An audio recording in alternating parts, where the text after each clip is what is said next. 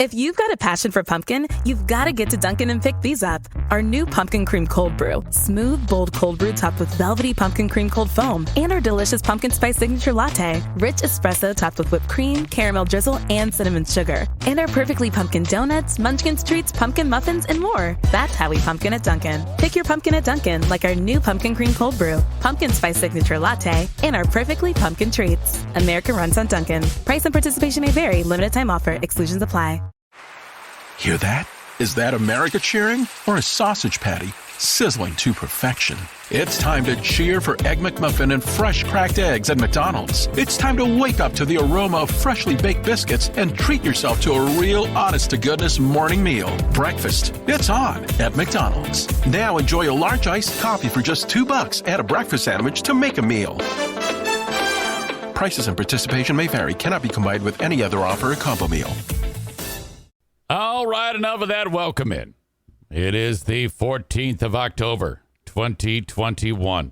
The show happens each and every weekday in the Baldwin Ace Hardware Fear Bunker Studio. The Eric Zane Show Podcast begins now. Here we go. Hey, it's Blind Tony.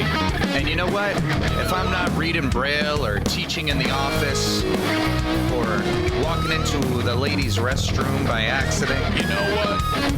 I'm usually listening to the Eric Zane Show Podcast. Here's your host, Eric Zane.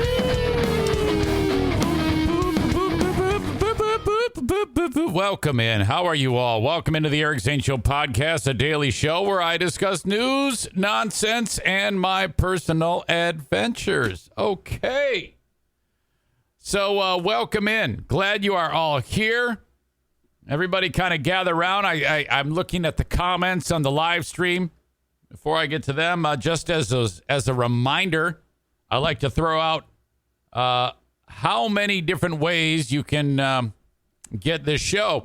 For right now, for the current time being, you can catch it live. Facebook.com/Eric Zane fan page. Brought to you by Irvine's Auto Repair, Grand Rapids Hybrid and EV. Unless I get thrown out again, which does happen from time to time, as we all know. Twitter, at Eric Zane Show on Twitter. You can see it there as well, if that's how you want to get it. And that's brought to you by Blue Frost IT. And then, of course, the almighty YouTube. Check it out there. Subscribe to the channel, bell notification, thumbs up. Brought to you by My Policy Shop Insurance. Frank Fuss is an independent licensed insurance agent/broker. Thank you for sponsoring YouTube. As always, you have any comments you want to get just to me so no one else sees it, you can either text it to me, because a lot of you do have my phone number. I'm just one of those people. Or you can send it along, Eric at ericzaneshow.com, on the Shoreliners Striping inbox. Shoreliners Striping, that's what they do. They stripe parking lots, they sweep parking lots, they paint athletic fields. They're awesome. Okay. They own the email. They own the inbox. Okay, so there's all that. And then, of course, wherever you download audio podcasts, and that is, I mean, I mentioned it last, but that is the bread and butter of this podcast, is the audio podcast. To download wherever you want, whenever you want. Wherever you download podcasts, just search Eric Zane Show or go to my website, ericzaneshow.com, and all of this information is there. Just look around. Don't panic if you don't see it right away. Just read. Use the amazing eyes that our good Lord baby Jesus gave to you. All right. Sorry about all the racket on the microphone. I had to adjust it. I know it's loud. Okay, so all of that out of the way. So glad that you're all here. And then very soon, the live stream that I just talked about is moving to Twitch for the actual live portion of the show. And then it will be spit out to Facebook, YouTube, Twitter. That's a process. There's a lot of building. I mean, there's like graphics and things like that, and nuances and things. And I have all these different tools at my disposal, which... I had a meeting yesterday. This is not an easy process. This is something that's going to take, there's a real learning curve. And I'm just like, well, look, this is all I want to be interested in right now. And that is so that when I do switch over to Twitch, and it's twitch.com/Eric Zane Live now, go there and follow. I told you before, just Eric Zane. That's dead. Eric Zane Live, twitch.com/Eric Zane Live. Go to that page and follow it. The idea is so that I just have, I'm able to very quickly transition over. And the absolute bare minimum is giving you what you're seeing right now, which is me laughing, talking, the visual, the dogs, the audio, all that stuff, and then work my way up from there. There's a lot of great tools that thing has that are really boring to describe, but still very, very cool. And I see, as I mentioned, Mike Ball is in the comments, and he has been really leaning into the idea. He has crowned himself. You want to crown them? Then crown their ass. The late, great Dennis Green. He has been crowning himself on the victory in this half marathon that he and I are competing against each other. I can't talk. On Sunday, the Grand Rapids half marathon. Okay, yeah, and he is so laying it on thick. My God. The amount of shit talk out of his mouth.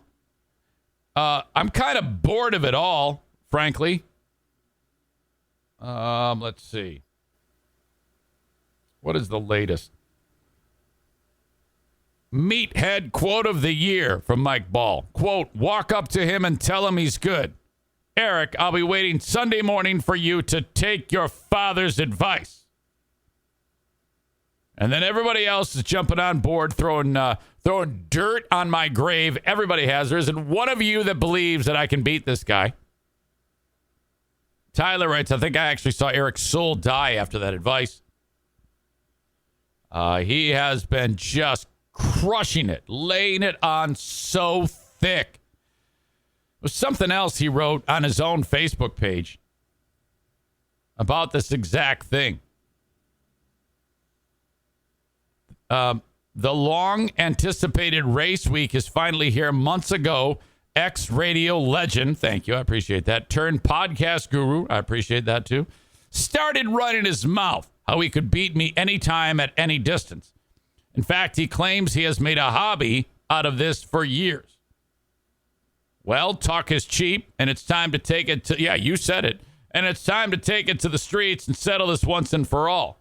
We'll be lining up Sunday morning for the half marathon of the 2021 Metro Health Grand Rapids Marathon. But our back and forth smack talk doesn't mean anything if we can't do it for a great cause. So, all right, now he's starting to talk some sense here. We have both been long involved with the AT Children's Project, trying to raise money to help kids fight a deadly disease. If you want to help us, you can make a wager on who will win and by how much. The top three closest guesses win cash. Click the link to place your bet. Make sure you tune into the Eric Zane Show podcast Monday morning to hear him admit defeat or probably, oh boy, or probably give a list of excuses why he lost. Aha, you fucker. All right. So there you go. In fact, I'll put it up here again for you. There you go. atcp.org/Eric Zane. I believe. Let me just double check that. I'm pretty sure that's it. No, it isn't. I had to add the word show to the end of it. I'll put that up for each and every one of you. Thank you if you sent something along. I see we got a couple in the last 24 hours. Thank you so much. So, all right, have at it. In fact, I have the list in front of me, and we will discuss. Aram writes, Mike Ball, if you want to lose the race by 90 seconds, I'll split the money with you. Aram is like trying to negotiate here, some type of scam. I'll split the money with you. Just carry him to the finish line, push him across, and then wait. Let me just tell you, if I beat Mike Ball and you happen to win that prize, I am going to fucking hammer you. I see Amanda is in the Facebook chat. She says, I can't chat at all on YouTube now. Not cool. Yeah, I don't know how to undo that. Sorry about that. Well, at least you're here. This is all temporary anyway because the whole thing's moving to Twitch. Don't worry, you can chat to your heart's content. I'll tell you this right now on Twitch.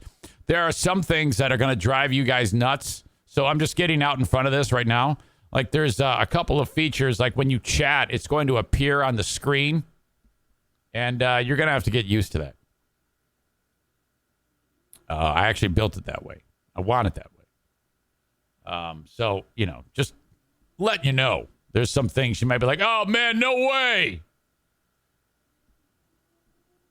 Let's see. Dirk says, I imagine Mike taking a Mr. Mom old reference fall at the end of the race to let the boss finish first. Weird. Aram says, you should thank me for motivating you to win. All right, fine.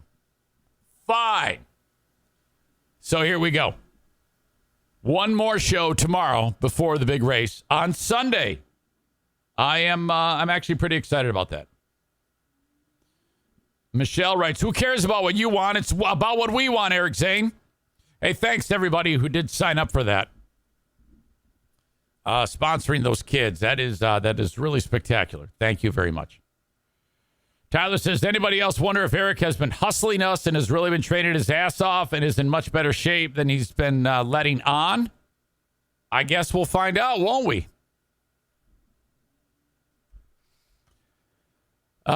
Patriot Nick says it's going to be hard for Mike to win with his little Debbie face slowing him down. That's a weak joke. Come on, Nick. You can do better than that. All right. So, as we get started today, a little bit of drama in the household here. The NFK, my wife's brother who lives with us, he utilizes a few appliances very thoroughly. He really works the refrigerator. He really works the microwave. And, when your job is to watch 14 hours of TV today, every day and go back and forth from the fridge to the chair to the toilet for the Bush Beer shit cannon to the chair to the microwave to make the frozen meal to the chair, you're going to wear things out. The TV has already been replaced. He actually replaced the TV. And he's good for this. When he destroys it, he replaces it. He replaced the TV. He's the only one that watches it. The ice maker. Remember I told you he hoards ice. He uses so much ice. The ice maker, the thing on the fridge. That's what it is. He broke that. He uses it so much that the parts wear out and they're like, help me. So, okay. He replaced that. The repair on the fridge. Now, the latest thing is I noticed that the microwave has been acting a little wonky. And this microwave is old. And he puts it to work every single day. So today was the day.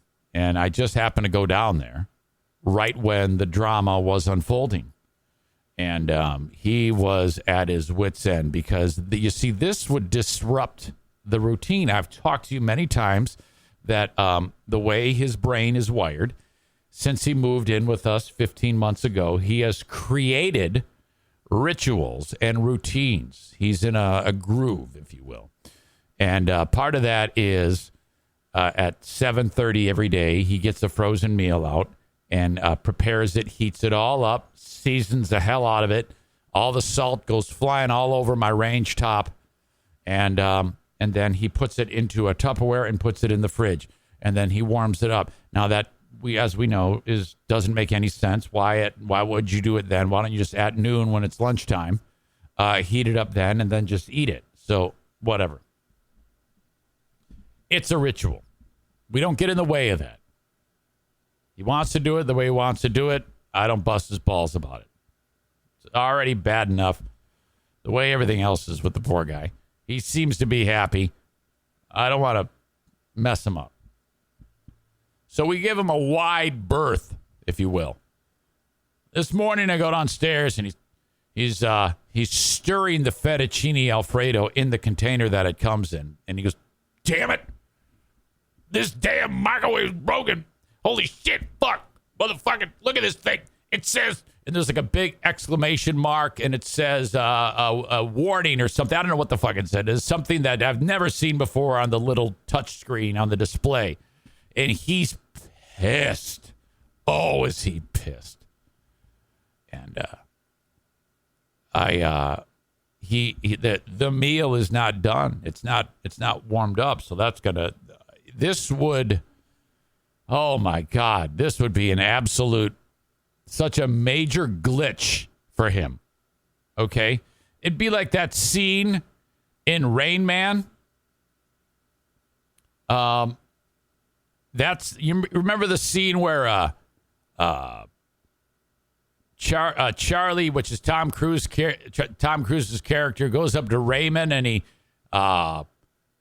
gives him a hug, and then Raymond screams and freaks out. He starts screaming and yelling the one scene about hot water burn baby, and it's just running around 5 minutes to Wapner. Fucking that's what I'm dealing with here. Like, oh boy, this guy's gonna come unglued. So I go walking up to the thing, and I'm like, okay. And now he always just like gets really, really pissed. So he's furious. He's seething. I can hear him actually going. He's mad. I'm like, okay, all right, let me have a little look-see here.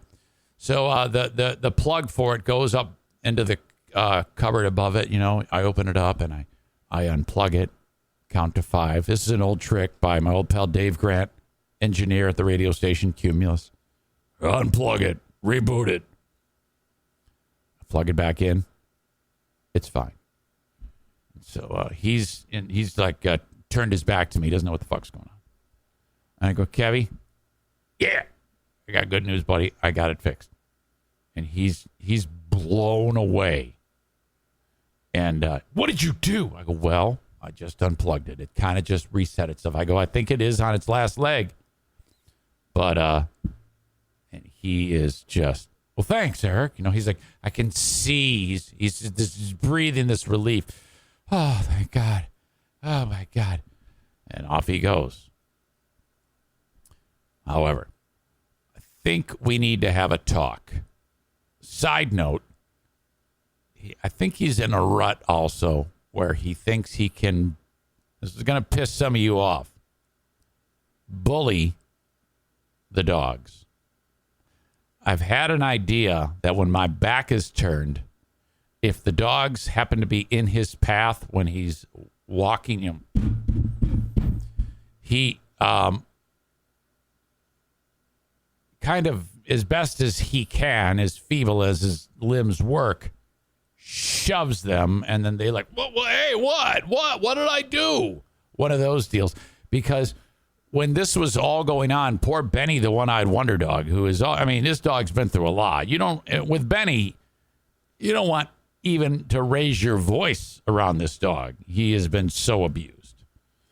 So,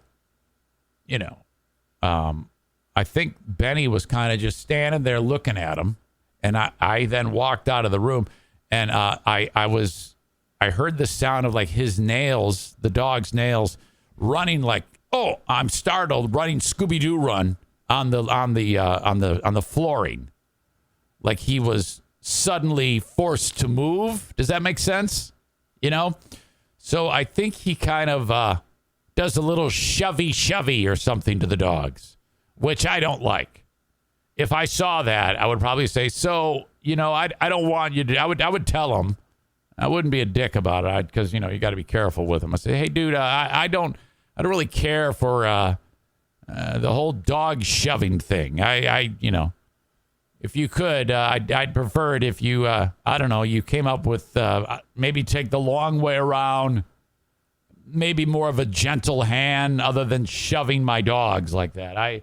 I take that shit very seriously. So, I want to reel that in a little bit. So that was a little annoying. I could hear it, but I didn't see it. So a little difficult for me to run in and like raise 5 kinds of hell with him if I didn't see it. And I haven't seen it, but I suspect we have a problem. Let's see. Jason Mays says the NFK reminds me of a modern day Uncle Fester. Another old reference. Tyler says, how do you not be a dick about that? My response would be, if that happens ever again, you're out of here. Yeah, I know.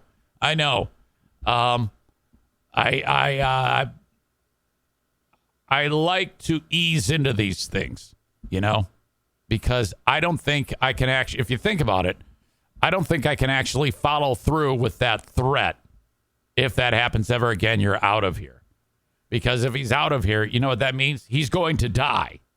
So I like to, when I threaten people with something, it has to be legitimate, and I think that handling it with just the easing into its style, it would right the ship. He kind of like is in the shipping lane, and the shipping lane is quite wide, but sometimes he veers off course, and I have to hey, buddy, we definitely don't want to be doing that. I really take that shit seriously, so let's not do that. And then he would feel terrible and apologize. He didn't pull the dog's ears off. Let's be clear on that. I don't want to overreact, which is crazy for me because I typically do overreact. Tyler says, well, I'm a hothead. I don't believe that. I don't want to live in a world where I see you going bananas because you seem so not a hothead. Good news. I love these days. You know why? Because the queen of the forest is home. She is, Hello? Hi. Hi. How are you? I'm good. How are you? Good. I was just informing the sweet audience that you are home today. Yeah. How come? What's going on? I mean, I thought you were a substitute teacher every day of the week. Yeah, I know, but then nobody needed me today. Oh, okay. So it's kind of like usually it's a wait and see. Yeah, most of the time. Well, most of the time I'm pre-scheduled, but if I'm not pre-scheduled, then I just wait to see if something pops up. But so do you get paid today even though you're not there? Mm-mm. Oh, no, that's ridiculous. You got to take that to the union. No, I'm not doing anything. But I got to work tomorrow, so. Okay. And I worked I worked Monday, Tuesday, Wednesday, so. So the last job, you really kind of putting that in the rear view mirror, that job that you had that you hated. It's like a distant memory already, huh? Yeah, I don't even like to think about it. It's so bad. God. It's awful. Yeah. So, where are you right now, and what part of the lawn are you raking? I'm not raking the lawn. Oh. I just came upstairs. Oh, okay. It's raining out. I know it. It just sounded like you were doing something as usual. Yeah. Okay. All right. So you're not near your brother. Mm-mm. Okay. There was drama this morning. I was just telling the audience about this. The microwave kind of broke down on him. Oh no. Yeah, and you know how? I mean, it was right in the middle of the fettuccine making. Oh, he was doing that already at 7 a.m.? Well, it was about 7:25, which he makes the frozen food early and puts it into the container, puts it in the fridge, and then heats it up again later in the day. Yeah. Which is I don't want to break that up, I part of me wants to ask just because I'm curious, but then that might make him go bananas, and then he's going to throw himself off the roof or something. This is true. I've thought about that, too. I've thought about asking him, too. It makes zero sense to me. Yeah, I don't. And if he thinks it's quicker, like if he were to say, "Oh, it's just easier and quicker," but it's not. Yeah, It seems like it's an extra step. None of these things make sense, and I it's not hurting anybody. So right. Whatever. So why did the microwave go out? I don't know. There was a big warning on it that I've never seen before, and he was pissed. So he turned his back to me. I reached up to where it's plugged in, unplugged it, waited, plugged it back in, and then it worked fine. And he was blown away by that. He thinks I'm a wizard. Oh, my goodness. At least he didn't take it out on you. Did he swear at it? No, but I'm glad you said at least he didn't take it out on you because he took it out on Benny. He did? Yes. He must have still been pissed after I fixed it. Or maybe this is just his go-to, but I've noticed he's a little aggressive with the dogs. Huh. He shoves them. I didn't see it, but I heard it. Oh, boy.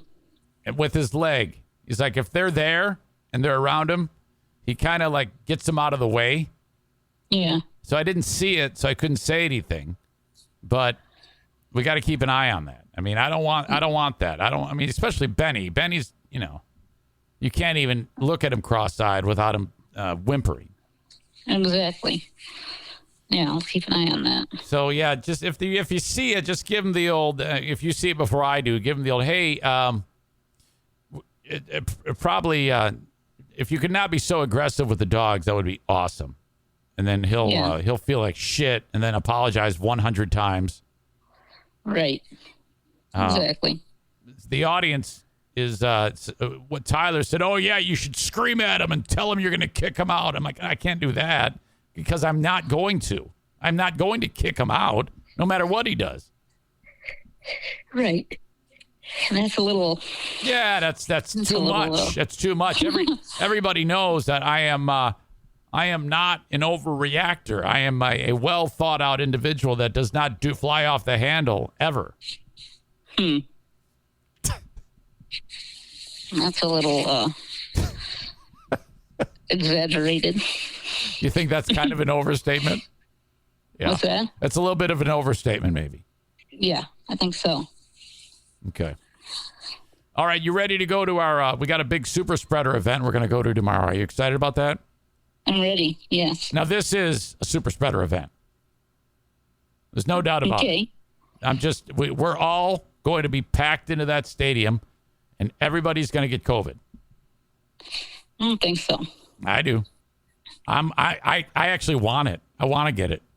Eric, are you quit being an idiot? God, you say some of the most ridiculous things. I'm just being a dumbass. Come on. I'm just being silly because there's 11,000 people packed into a room and nobody gives a shit anymore. Yeah, don't be stupid.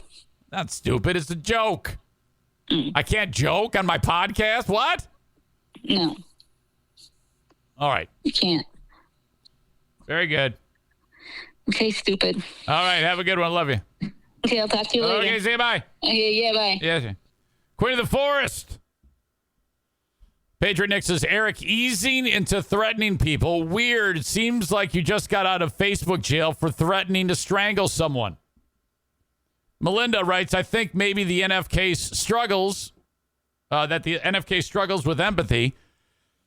It just needs a reminder that dogs have feelings and get scared, etc. We have to keep in mind he may not have all the faculties and emotions we do. Exactly. He's what are you? There's always those terms. A couple cards short of a full deck. Not the sharpest pencil in the box. No, he's smart. He doesn't lost his marbles a little bit. I mean, actually, some of the marbles got taken out of his head.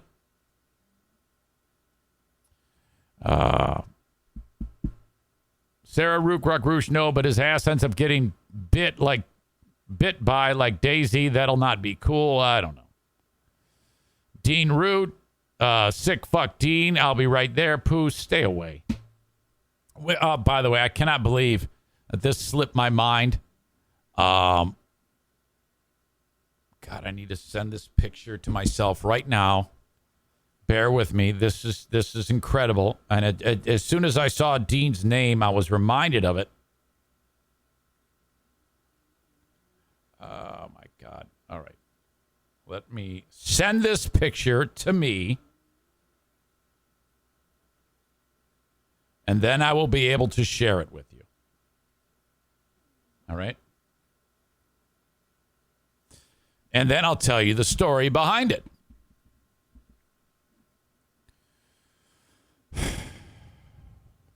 All right. Looks like the tarantula farmer says he's got 6, maybe 8 now for paintball. How about that? Thank you, thank you, thank you.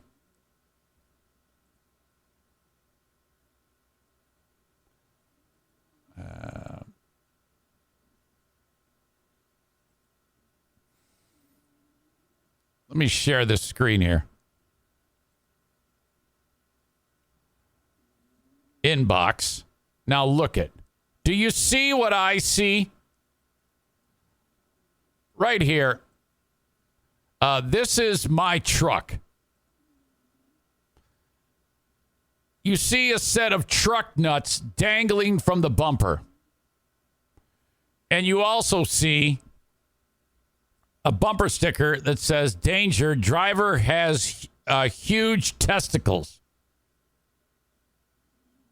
That's actually a magnet. Some sick fuck, I suspect Dean, possibly Stalkerito, actually went to my house, put the truck nuts on the vehicle, put the damn magnet / sticker on the bumper, and I did not notice this until I was at the YMCA parking lot. You asshole. Whoever you are, which one? It was one of you two. I think this is Stalkerito because a sick fuck Dean isn't clever enough to come up with something like this. And besides, if he was in my driveway, he would be so excited by the prospect that Diana was in there, he would have beat off in the driveway and gotten arrested. So likely this was Stalkerito that did this shit and put truck nuts on the truck and that the stupid sign on the bumper. So this is how this went. And it all was after the fact that I noticed at the truck nuts when I was in the parking lot of the YMCA that this was happening. I went, oh my God. So then I had to go into the, because he put them on with zip ties. I had to go into the front desk and say, do you have any scissors? Yeah. So I had to go in, get the scissors, come back, cut the nuts off, take the sticker off. And then it all made sense in my head. It all clicked because for the 6 miles from my house to the YMCA, I just happened to look to my left at a light and I see a bunch of young people in the car laughing their asses off. I'm like, what the fuck? And this happened. They were next to me for the whole distance of the ride. And they're cracking up. It's like, boy, something's really funny. They were laughing at me. You know what? This is exactly what you intended to happen. You asshole. Holy shit. So I cut the nuts off. And yes, congratulations. I took a picture of it for you all to see. That was on my truck. Unbelievable. Whew. Adam says you don't carry a knife. No, I don't carry a knife. Who cares? What? I still have the nuts. I just they'll be on someone else's car one day. Hope you're happy. All right. The open and the live stream. First of all, before I get to that, don't forget about Patreon. Comes up after this show. It's a great accompanying podcast. Extra time, if you will. No commercials. You pay for it. Patreon.com/Eric Zane. Excuse me. Patreon. Patreon.com/Eric Zane. Eric Zane, all one word. Go there and sign up. I recommend just giving me a 1 month probationary period. See if you like it. It's just $5. $5 for the audio. Okay. You can listen to 15 hours of content each and every week. I just posted another edition of the Insane Asylum, my 2-hour music-driven radio show, and it's a good one. Holy cow. They're all good ones. And I create those with help from you. So thank you if you've ever made a song suggestion. Bummer if I didn't use your song. But anyway, patreon.com/Eric Zane. Try it out for $5 a month. If you don't like it, you cancel it. You're out $5. No big deal. If you really like it, you can convert that to a yearly membership or subscription, if you will, and I'll save you 10%. If you really want to go the extra mile for the super fan, go $10 a month or $108 a year. It's regularly $120, but if you sign up for a yearly, I'll give you 10% off. Then you get all the audio, all the archive, all the video archive, and the live streams. All there. Okay? Patreon.com/Eric Zane. Eric Zane is all one word. Sign up. I'd love to see at least one of you sign up today for Patreon. We got one a day. That would be awesome. I don't get one every day. It's hit or miss. Truth be told, maybe 10 a month. And then 5 quit. So we net 5, right? But the live stream and the open brought to you by Prince Arming. Carry a pistol around with you, concealed in the great state of Michigan. This sponsor is only for people that live on the west side of the state in Michigan, because you can't travel 6 hours to go to gun school. Class is going to take you 6 to 8 hours of time. Sometimes when it's scheduled, it's broken up over 2 nights. Sometimes a night and a morning, like a Thursday night, Saturday morning, or a Tuesday night, Thursday night. Usually in the area of somewhere near Holland, Michigan. All this information about where, when, and why, and costs and all that is at princearming.com. Retired U.S. Army Major Steve Prince puts this class on. If you click on his logo at ericzaneshow.com, it'll take you right to his Facebook page. Click events. It'll tell you when the next one is. In fact, he just had one Tuesday night, and the follow-up class, the conclusion is tonight. He'll schedule another one. Another great reason why it's so important that you be walking around with a pistol. Always. You'll probably never use it. 99.9999% chance it will never leave the holster unless when you're practicing. Because when the crazy Islamic extremist decides to bust out the bow and arrow and shoot random people with a bow and arrow, you pull out your pistol and you empty the magazine into his body. Maybe a small 38. You can put 6 hollow points right through his center of mass. Goes into his back or his chest, the size of a dime, exits the size of a tennis ball, rips up all of his lung tissue, probably the aortic, his aorta and maybe his heart explode in a mess, and he dies in a puddle before he puts an arrow through somebody else. You say, oh, that's ridiculous. That'll never happen. Really? Is that right? You know that. You got a crystal ball now. Well, hell, the crime is gone. Thank you. I'm so happy you've informed me that crazy people don't exist anymore. You see, because there's sheepdog like you out there, various sheepdogs that will run to the danger and shoot the shit out of the bad guy, that's why we have retired U.S. Army Major Steve Prince teaching you what you need to do. You don't need to own a pistol to take this class. All you need is $125 and a way to get to the class, and you're good to go. Let him handle the rest. I always really focus on this quite a bit when there is a horrible act of terrorism like this, and right away the people in Norway are like, we don't know if it's terrorism. Shut up. The fuck it isn't. 616-204-1705. Reach out to Prince and say, when's the next class so I can shoot the next maniac? Again, you'll probably never have to do it. But I would hate to be in a position where you're a victim, cowering, waiting for the police to arrive, for God's sake. Jesus. What's wrong with being prepared? There is nothing wrong with that. Not at all.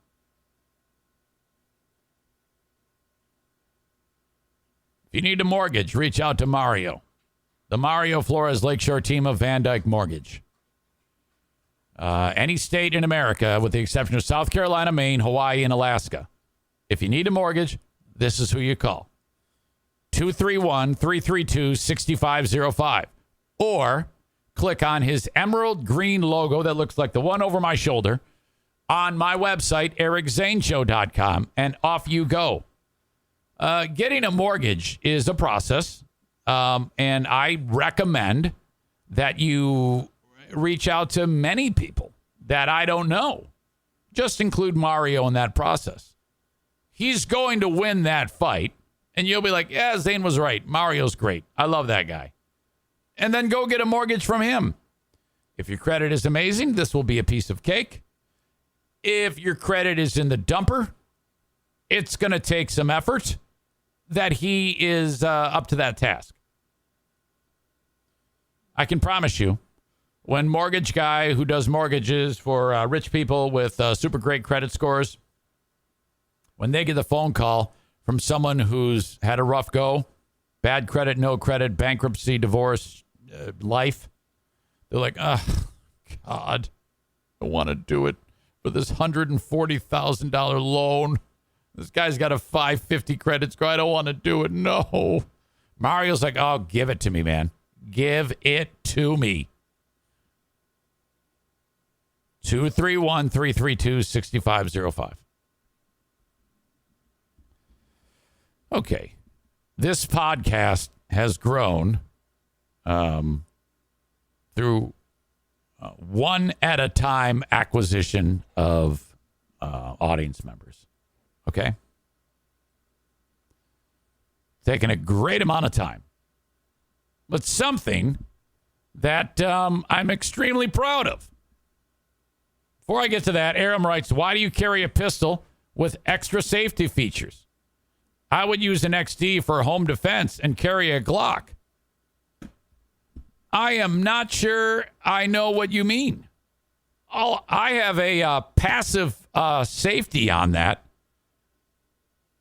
In the handle, when I grab it, my the meat between my thumb and index finger hits the passive safety on the back of the gun, and all I have to do is pull it and shoot it. There is no button that says safety. And I always keep it charged. There's always one right in the chamber. What the fuck are you talking about? Springfield XD subcompact 9mm is a fantastic bit of artillery. Weaponry. Yeah, no, man, there's no safety on that thing. You just shoot the shit out of the bad guy. Maybe you should quit acting like you know what the fuck you're talking about, Aram.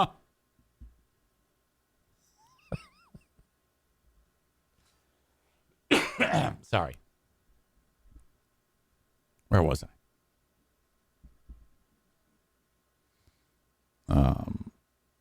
Hold on a second.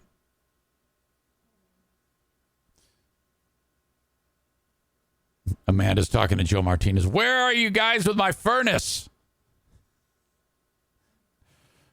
Joe says, probably in the highway. You know, there's a real logistic nightmare going on in this country.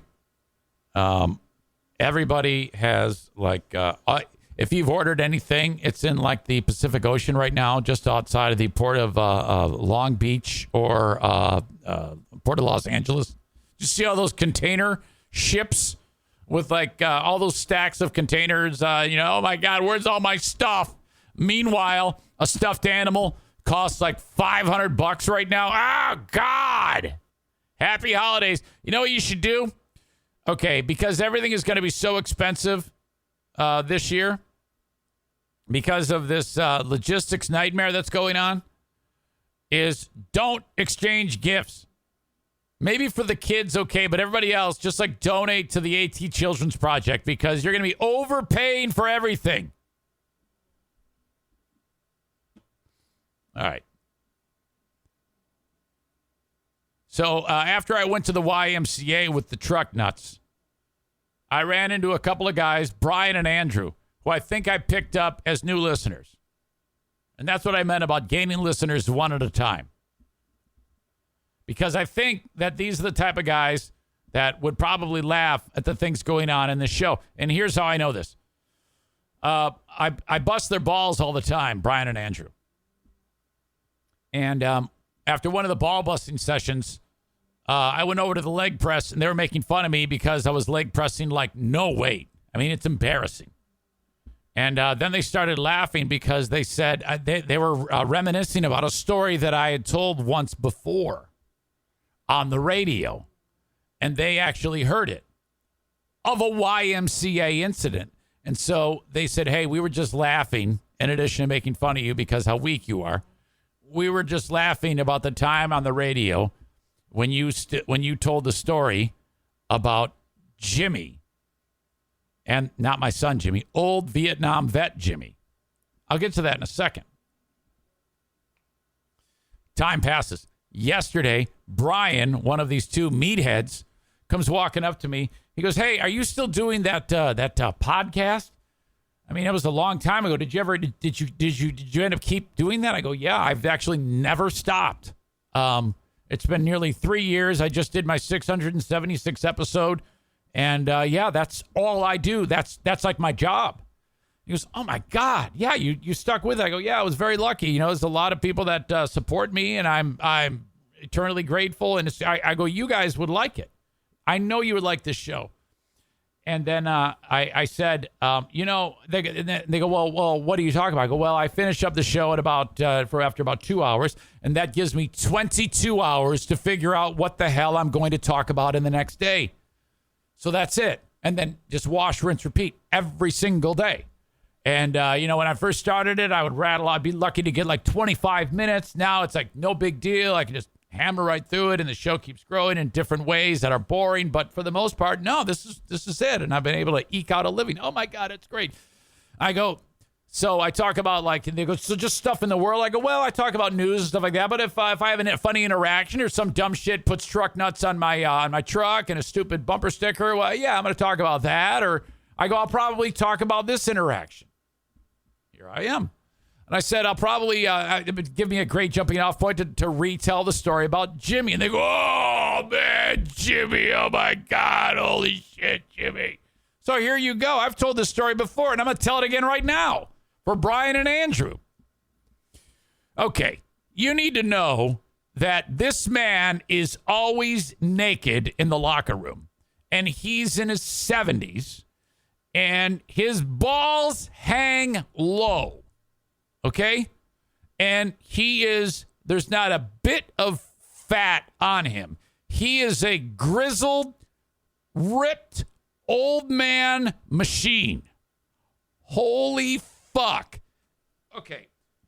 For the folks in the audio podcast, you won't be able to see this, but I'm going to actually do an impression of how he's always standing.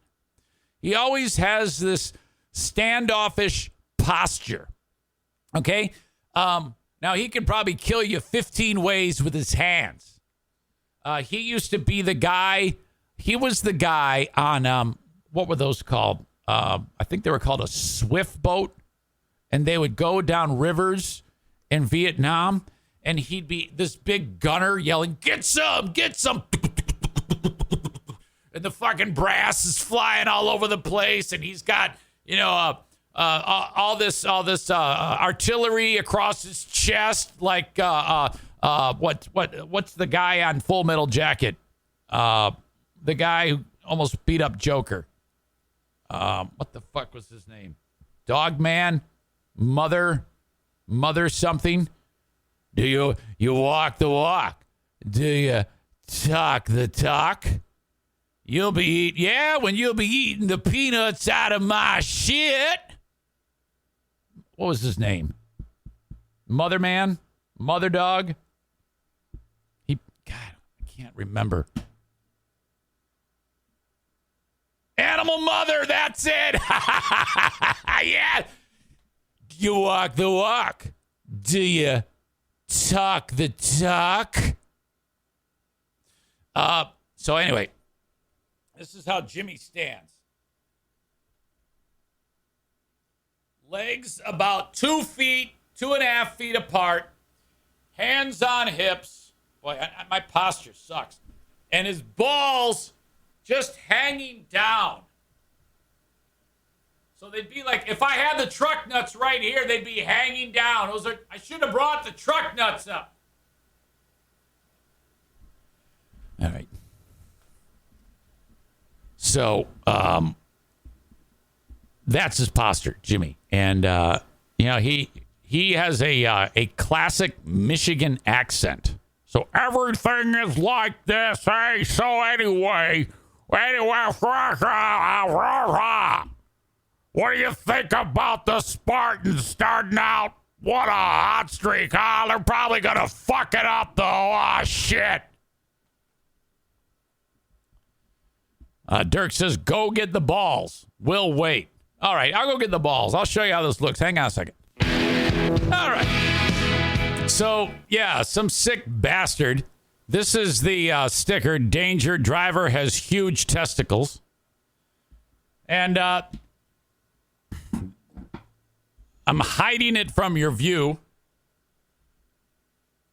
in order to reenact Jimmy. This actually works out. So Jimmy is standing this is how Jimmy looks. Hang on, this is already off to a rough start.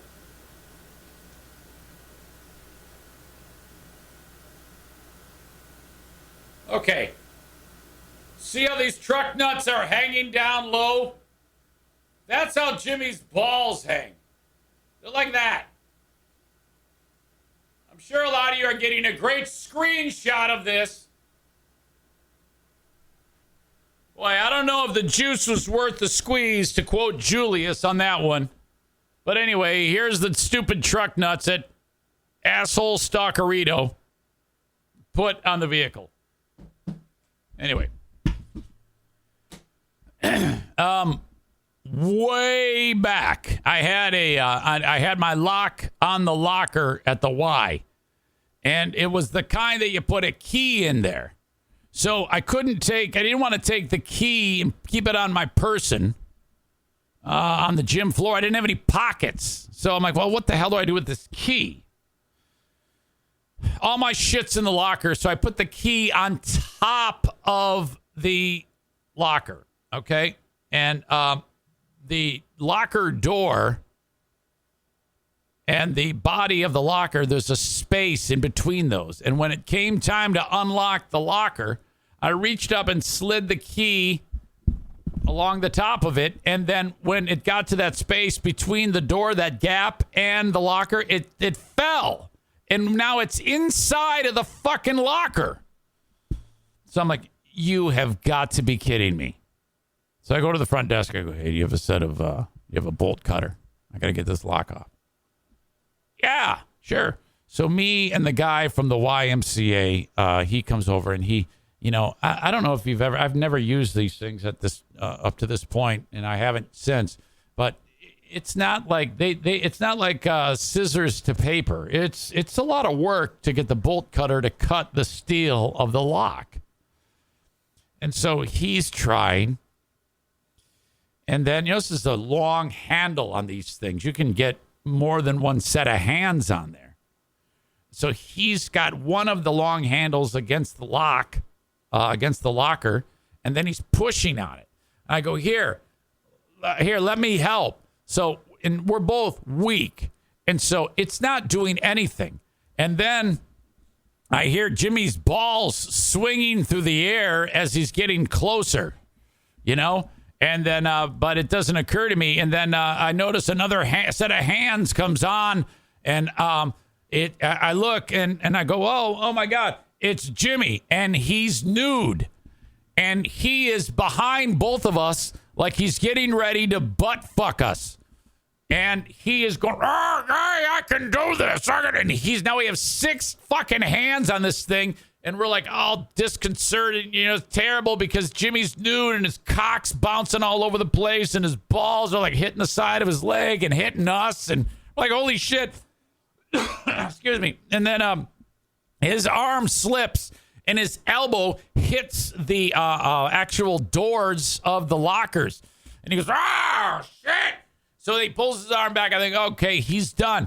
And then, no, he's back. And now he's pushing and pushing, and the blood is running down his arm, and it's dripping onto the floor, and we're like trying to dodge droplets of blood that are gushing out of his leg. And then he goes, come on, push. And we're like, oh, yeah. Oh, yeah. And he's pushing, and finally, snap. It goes. My God, thank God. It's the most awkward thing in my entire life. Holy shit. And the dude to this day is still there. I mean, he's like, I think he's like 73. He's a former cop in the area. He's killed thousands of people, no doubt. And an absolute legend at the YMCA. Kate says, what the fuck did I just tune into? Jason writes, did you feel warm, saggy flesh on the back of your knees? Yeah, I know. It was horrible. Dude does not keep a stitch of clothing on him when he's in that locker room. I think I think he goes to the YMCA and doesn't even work out. He just takes off his clothes and just walks around the locker room, and then he gets dressed and leaves. It's so horrible. All right. So I swore I would tell that story for the sake of Brian and Andrew, who love that story and always worth telling again. I was at the YMCA getting a little running workout in. One of the last tune-ups before the big race with Mike Ball. Figuring out my race strategy and how I'm going to approach this race. And that's all I'll say. We'll see where this takes us. Honestly, do I think that I'm going to win? No. I actually believe that I will lose this race. However, I'm going to hang around and see if I can keep him within my sights and maybe have a strong back half of the race. Maybe he'll twist an ankle or something. We shall see. All right. I've got merch, and you can get it at ericzaneshow.com. Get a T-shirt. Thank you to Adam Balboa. He just bought some stuff. Thank you. If you ever want any of my gear, fall is here. So hoodies, things like that. Go to ericzaneshow.com and click on merch. ericzaneshow.com, click on merch, and off you go. Hang on a second. I got to make sure I sent an email along. I did. All right. Send it to the right person? I did. Okay. Sorry, distracted. Back Alley Comedy Club. I should say Full House Comedy, formerly known as Back Alley Comedy Club. When it was Back Alley Comedy Club, it was basically just the Sherman Bowling Center in Muskegon. But there are comedy locations through Big Dick Donnie all over the place now.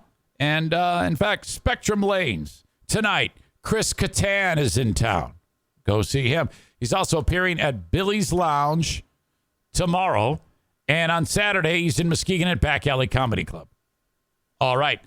On the 15th, that would be tomorrow, Steve Hofstadter's at the Park Theater for 2 shows. And then October 17th, you got Tommy Davidson in town at Billy's Lounge for 2 shows. And Bill Bellamy, 2 shows at the Park Theater. So you've got 4 great headlining acts between now and the 17th. That is 4, 8, 9 shows. My God. Doing a great job. FullHouseComedy.com. Click events if you want to go see a show. All right.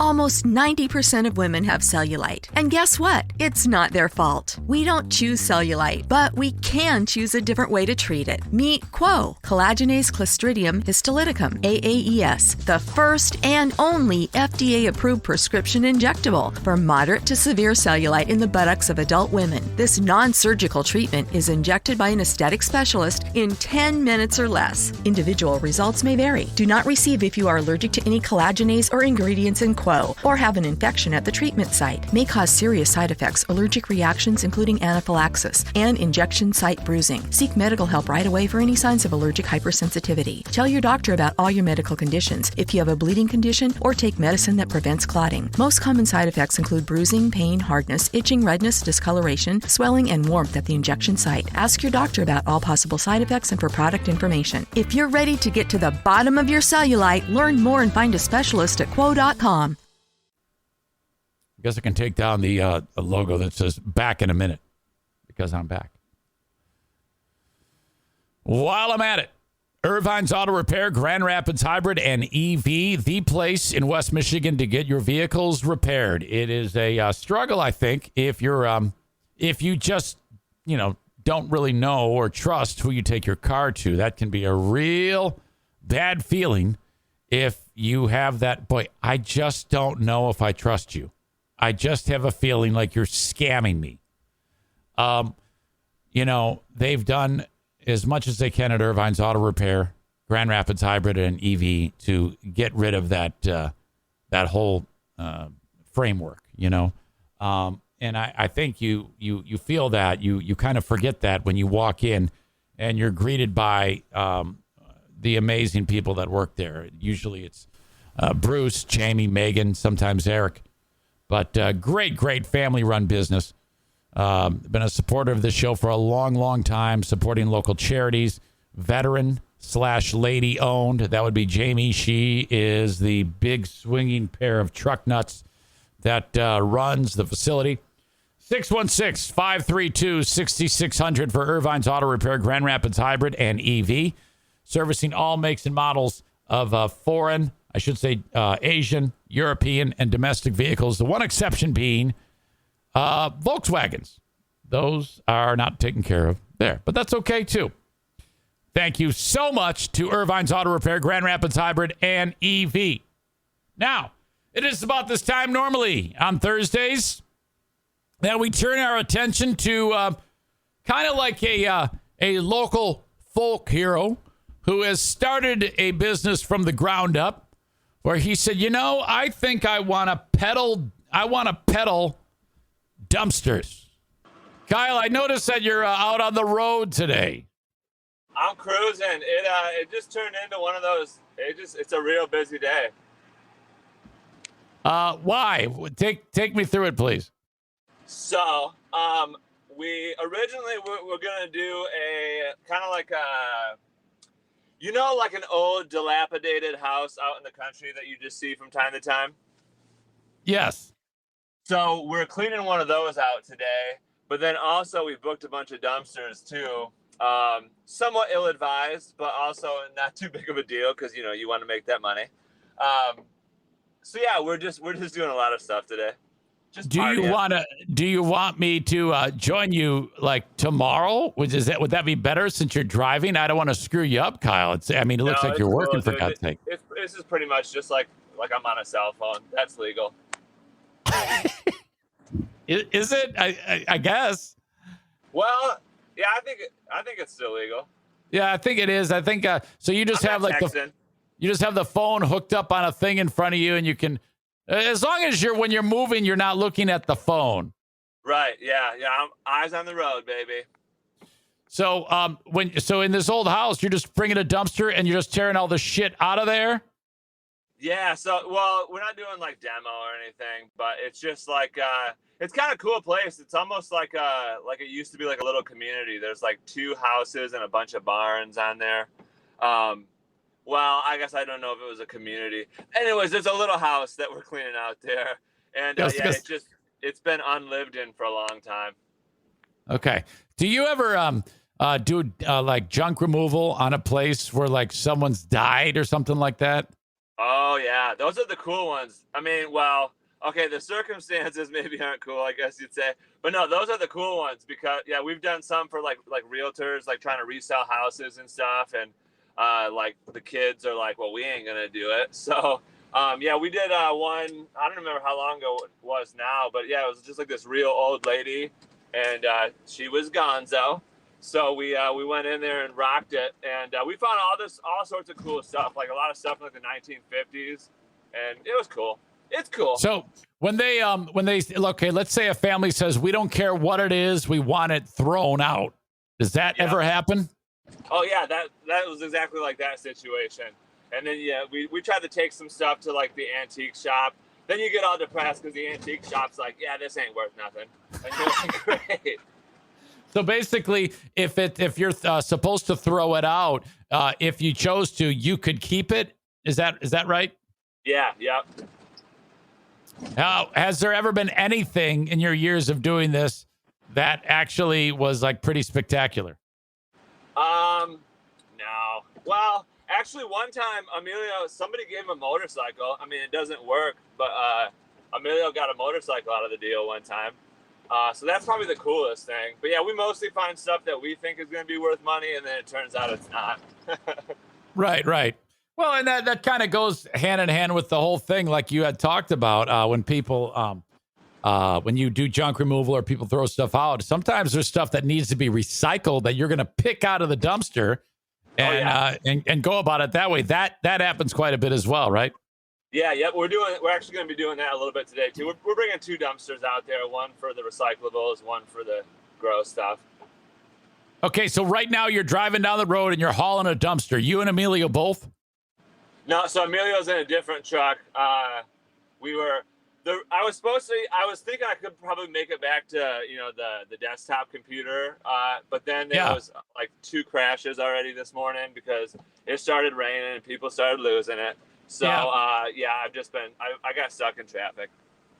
Okay, Kyle. So you've been joining me regularly here for several weeks now. We seem to be hitting it off. Well, we're great pals, which is what you predicted would happen. The way our dynamic is right now is exactly what you anticipated that it would be. Isn't that right? Yeah, sometimes I can see the future, and it works out. I think the hilarity is instead of gone, you say like she's gonzo, and then you'll say I can see the future. It's one of my favorite things about you, Kyle. Okay. Yeah, I don't know. I mean, talking is generally pretty boring, so you gotta spice it up a little bit. You know what I mean? So sometimes if it's just saying future, it's saying future. Right. Yeah. No. And you're kind of like my dad, because when my dad says something hilarious, I always write it down. You're like, and like you just said, talking is pretty boring. That's a Kyle quote right there. That's something you would say. Yeah. There's quite a few Kyleisms out there, I'd say. Yeah. Kyle, and then in fact, another gentleman named Kyle on the live stream, he wrote, I noticed that too. Some words are enhanced, some are shortened. Yeah, I guess I never really thought about that little duality there, but yeah, for sure. Okay, Kyle. Yeah, you sure are, Kyle. I just love you, and so does everybody else. And I want to know. I mean, it's been a week since we've spoken. Is there anything at all, Kyle, burning on your brain that you want to get off your chest? I do. I got a couple things. Although, first, I will say, not everybody loves me. There's still those 3 people that hate me. And hey, listen, screw them. There's always going to be somebody who's a pain in the ass. Oh, yeah, for sure. Yeah, then I didn't even notice it at the time, but I rewatched last week and I saw John Pulaski or whatever was slamming me. And that's he does that to everybody. Yeah, I don't know. I was laughing at myself because I'm like, I think he said Kyle seems like a good guy, but I think he said like 25 minutes of Kyle is about 10 minits too long. Which is exactly funny because his wife has the same complaint about me. You know what I mean? So. Wow. Yeah. I actually got offended on your behalf to that one. No, he cool. thinks I'm just he thinks he knows. No, I'm not. He thinks he knows everything. And I have several audience members that think they are brilliant. And I'm always beating the shit out of these people. So let it fly. Anyway, I like it. So what else is on your mind, Kyle? Please, the floor is yours. So actually, the first little question that I was going to ask you is, did you ever watch Norm Macdonald's moth joke? Did you ever watch it, or did you just forget about it? I think I did, but can you give it to me again? Because I remember it was terrible, because he would always do that. He would tell terrible jokes that it would take a long time to get there. Yeah, that's legitimately how that joke is too. Yes, I do. I think I did, but I don't recall. What is the punchline again? Well, you want me to tell it? Yeah. But do it quickly. I don't want you to ruin it like he did. Well, he didn't ruin it though. It's beautiful. It's the beautiful because I don't really know how to explain it. I'll tell it to you, but I can't tell it to you like Norm Macdonald. Okay, never mind. Forget that. Yeah, that was a bad move by my part. But anyway, yes, I have seen it, and I have seen him. Oh, there you go. Kyle wrote it, and that Kyle wrote the punchline was the light was on, and that now it jogs my memory. I do recall the joke. Yeah, I just love it. That's all. So is that all you wanted to say, that you liked the joke? Yeah, I think it was just a great freaking joke. That's all. And I just wanted to know if you watched it or if anybody else watched it. I was just curious. Yeah, for sure. You were just curious. Gotcha. No, that's a joke that only somebody like him could make to be special. You know? I know. I love it. Anyway. And then the next question is, I straight up for the whole week didn't get a single email from you about renting this dumpster, dude. I know. I'm so sorry. I'm going to. I swear I'm going to. Because I got shit everywhere that needs to fly out of here. You should just bring it over whenever. You know? All right. And then just bring it over. I'll just walk in your house, grab just bring it over, and then I will make that arrangement. I'm so sorry about that, but there's no good reason for it other than just as usual. I am super busy always. Been driving around those what are those called? Limos too much. I haven't had limo work much at all. Actually, it's been a little dry, but that's fine. You know, it comes and goes. Yeah. Hey, did you ever ask the CEO or whatever about this crazy limo idea that we were going to do? What was the idea again? I forget. Remember where me and you were just sitting up front, just talking on microphones, just being nuts? Yes, I did bring it up. And the idea what you actually did? Oh, I'm sorry. You actually brought it up to him? Yeah, I actually did. I actually did bring it up about the first thing I did was I brought it up to a friend of mine who's a comic. I go, hey, have you ever been involved in anything like this? I mean, how? And he said, yes, actually, I have. Similar thing that you discussed. And his name is Stu McAllister. I go, well, how did it go? And I think I got lukewarm on the idea because he said it was shitty. And I go, why? And he goes, well, not everybody knew that I was going to be there. I go, well, of course it was shitty. If you got a fucking old couple that's going to be there, they have no idea that you're going to be there. I go, well, yeah, that makes sense. So I think it would actually, I think it could work, you know? And what did we decide that we wanted to do? Like play games and shit? No, basically just like trash them. You know what I mean? Just like be hilarious. Number one, that's always rule number one. Number two is, act like you make fun of tour guides too, basically. You know what I mean? Like it's satire on tour guides, but you're also just commenting on the people that are in the limo. But yeah, you definitely have to advertise it. We can't just like show up and like surprise them. No. I still like the idea. I like all your ideas. I just never have the time to implement them. I like the idea about making commentary on the football game. I love the idea. Yeah. You haven't really had a bad idea. It's just I'm like, fuck, I don't have any time to do this shit. I want to, but I'm like, I need a dumpster in my driveway. I got to follow through on the idea about what you just said. We got to do the football game. These are all good things. These are things that are going to bring in just probably about $1 million revenue just in terms of listenership, which is a word I learned from you just a couple weeks back. Oh, is that right? You actually picked that one up. Yeah. Oh yeah. There is. Sure. This is the first time I've said it since then, but that's okay.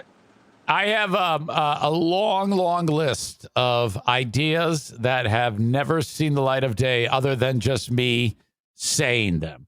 I know. Any audience member that has listened to for any amount of time could, off the top of their head, rattle off 5 of them in an instant. I see Tim writes, what about when you wanted to form a band? I wanted to form a band. So I talked about this. Oh, we're going to form a band. We're going to rehearse. And everybody goes, yeah, right, whatever.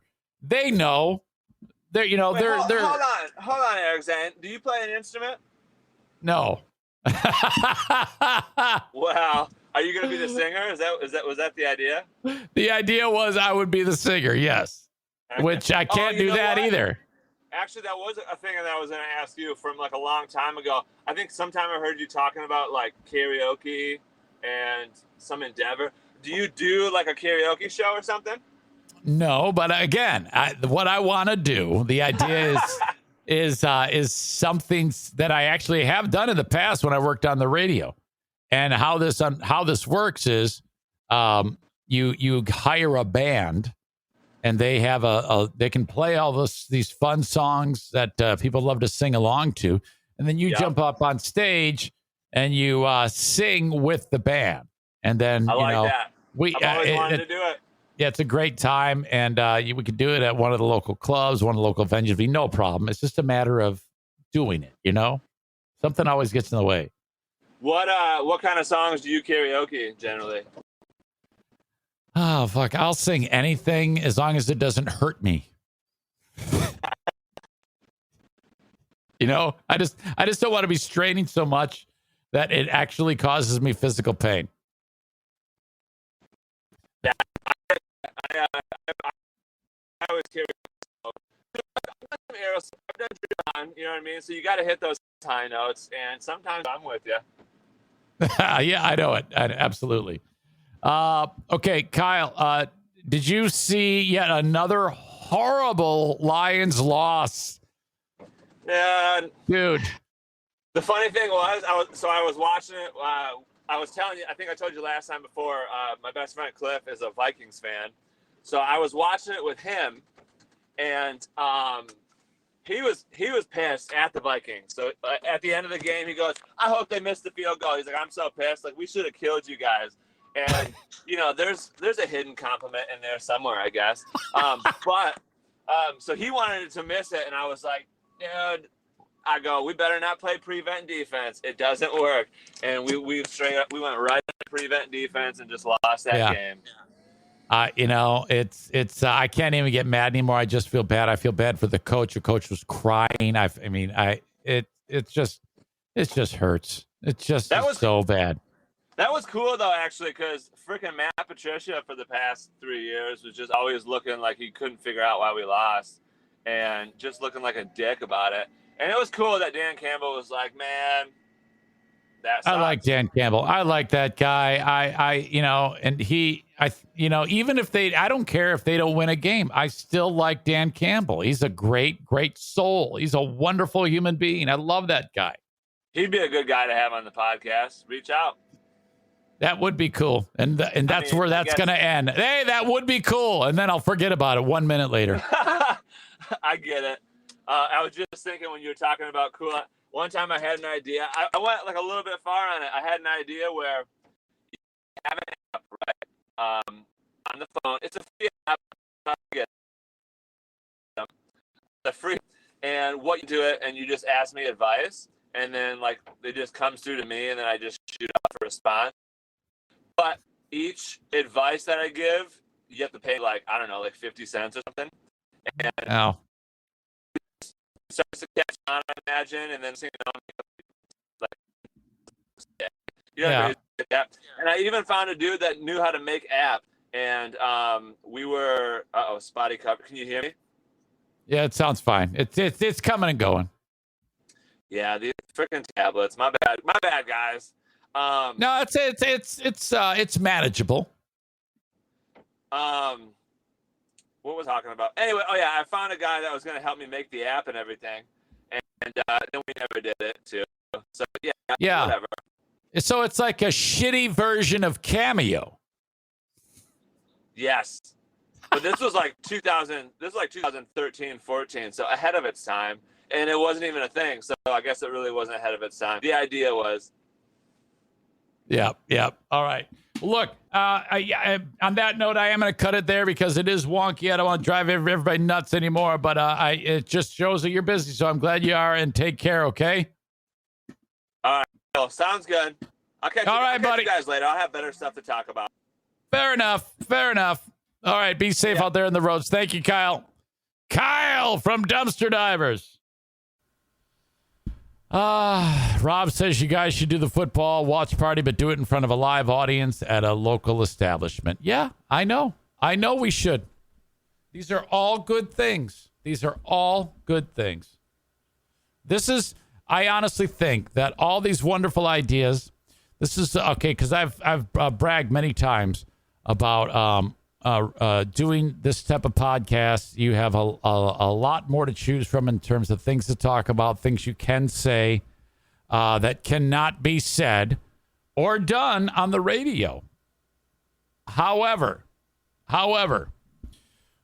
especially if you're a one-man show like me, the accompanying things, moments like what you're just describing, it requires more boots on the ground to make those things happen, you know? And so that's where I think there's a huge drop-off, okay? It takes all of the time and effort and, things like that to just put the show on. And the second that I were to ever focus on anything else, that would be like, well, shit, now I got to go back and do the show. I've been spending all my time putting together this stupid event. All right. Aram writes, who was the last nice guy football coach who won the Super Bowl? I don't know. Are you suggesting that every person who has won the Super Bowl is an asshole? I don't know if that's true. You might be right. But I don't know. And how do you know that Dan Campbell is a nice guy when he's coaching? All I know is I like him because how committed he is to all of this. He seems so focused and wears it on his sleeve about his football team. So I don't know if that means he's nice. I think he's kind of a badass, if you ask me. Aram isn't being combative. He says he's just asking. And Tyler says Tony Dungy. There, I don't know. Maybe he was an asshole too behind when he's not on the microphone or in front of the cameras. Tyler says boots on the ground, so the Zaniacs need to make this happen. Let's get Don Veltman's bowling alley to watch the game. Well, now hold on a second here. Before you do that, just understand I've got many irons in the fire. Okay, hockey, basketball, limo driving, radio work, all of the stuff behind the scenes of this podcast, selling the podcast. Don't commit me to anything. It cannot work like that. No. There is a whole thing called my life that has to be in order before I'm venturing out to do events. It's very, very tricky. I would love to. But it's super regimented schedule right now. And I don't see it changing anytime soon. So I appreciate that, but just cool it. Cool your jets. Cool the engines.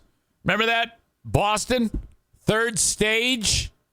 That was the album that you open it up and it says, this album was not made with any synthesizers or electronic devices. It's just guitars, drums, and a keyboard and good old soul. Cool the engines. Great song. Can't believe that band. Did they only put out 3 albums? They might have put out a 4th one that nobody listened to. And then the lead singer, he killed himself in probably the worst way possible. Not that there's a good way. Amanda writes, that album has my song on it. I'm gonna take you in my arms, make you something, Amanda. I think the lead singer of Boston was at his wit's end, and he said, that's it. I'm going to take my life. And he did. He was successful. And I think he went in the bathroom with a charcoal grill. And then when he was in the bathroom, on the door, the bottom of the door where the door meets the ground, he put plastic down there and all around the door so that what he was about to do didn't go into the house. Make anybody else sick, I'm not sure. And then he lights up the charcoal grill. He puts charcoal in there and lights it up, and then he's just sitting there, and that was it. What the fuck? Oh, God. Very, very sad. Brad Delp. Legendary voice. All right. Aram writes, Andy Reid, not that long ago. Andy Reid? What the fuck are you talking about? The only Andy Reid I know is the football coach for the Kansas City Chiefs. Andy Reid? Melinda writes to Amanda. They're having a conversation now. Melinda writes, Amanda, we got to do my dildo party in the beginning of November. Y'all start saving up for anal numbing gel. So does that mean Amanda is going to go to Tennessee for a dildo party? And Amanda, excuse me, you cannot be happy with the terminology dildo party. I know you bust my balls about it when I use that terminology of dildo party. And, okay. Amanda says, well, will do. I can't see her comments, so thanks. Yeah, because you're a Facebooker and she's a YouTuber. No, she clarifies, it's an online party. Melinda writes, it's online. I'll invite you, Eric. No, I think that goes against the rules of pure romance. You cannot mix the genders. I think that is a hard and fast rule with being a sales professional like Amanda is. You can't be there having a Zoom party with a bunch of ladies and me sitting there, and then Amanda says, yeah, you take this and you jam it right in your keister. That would break all sorts of rules.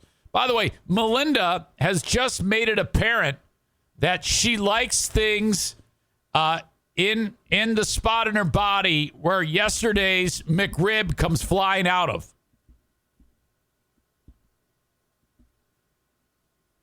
Melinda says she's going to invite the Queen of the Forest by all means. Amanda says we don't do it on Zoom. Well, I don't give a shit. That's just a blanket term. An online sale. Doesn't matter. All right, so glad you guys are working out your dildo sale on the podcast. Makes me very happy that I can facilitate all of you. Fantastic. All right, the Ben and Eric Patreon podcast, I think, happens tonight. Let me double check here. Yeah, we're on tonight at 7 p.m. I went over the list of people that I'm inviting on the live stream.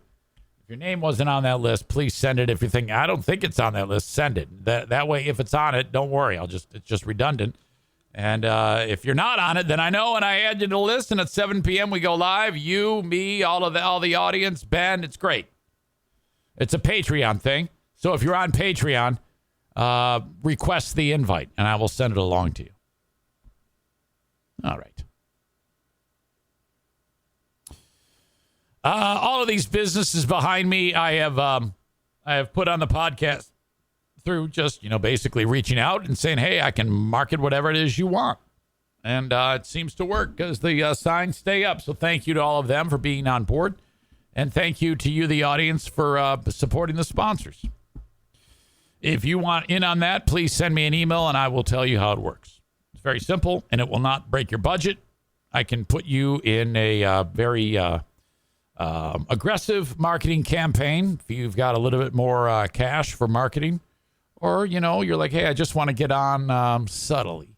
I can do that too. Don't be shy about it, though.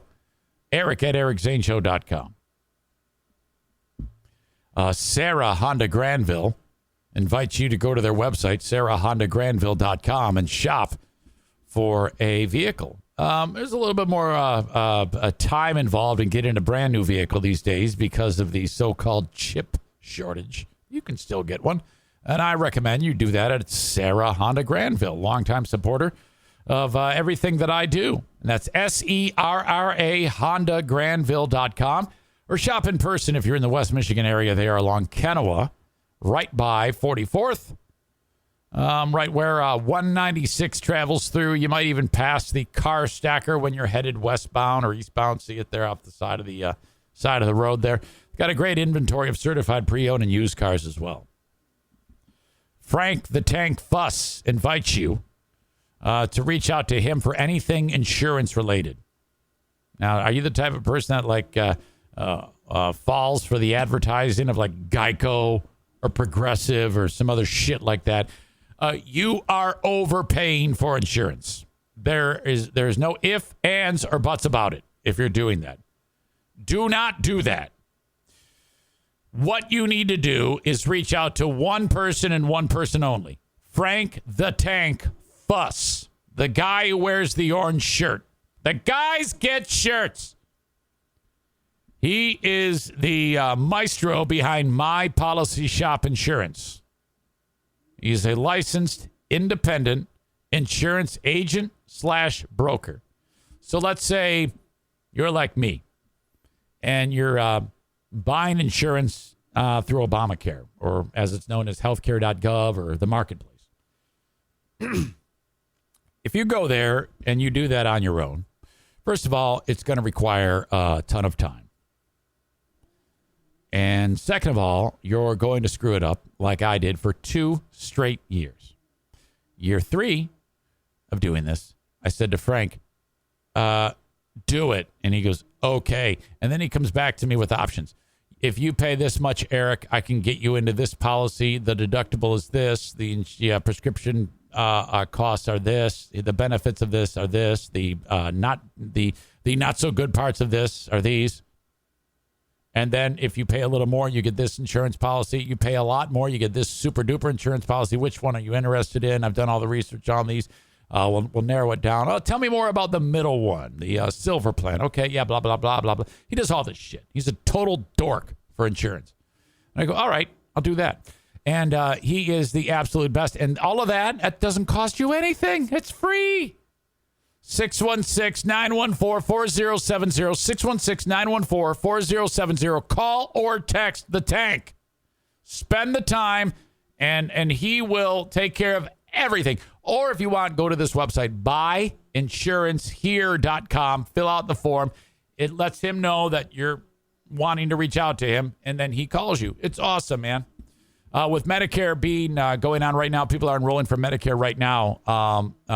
Don't be a stranger regarding that either. Any type of insurance, reach out to the Tank. Hang on, I got to clear my throat. Sorry.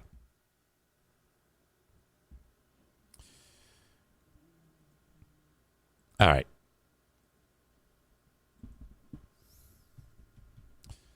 Some time ago, I told you the story about the kid who went to school in Norway. And hold on a second. I got to open this up on my phone because MLive stories, for some reason, if you open them up on a desktop, it says, sorry that you need a frickin' subscription. Damn it. See, I suck so bad. Okay.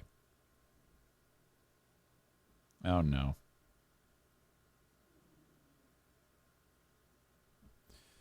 All right. woodtv.com. Last attempt at this.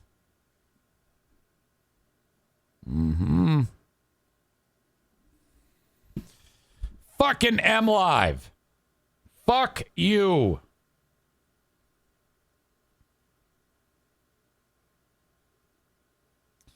Subscribe now. Come on, guys. Hang on. Eric.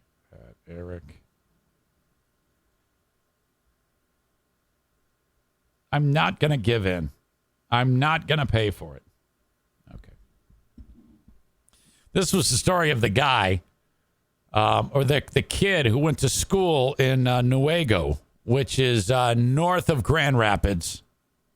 This is like once you get up to Nuevo in the north, you're dealing with, a lot of I don't know, how do I say, shit kickers and hillbillies.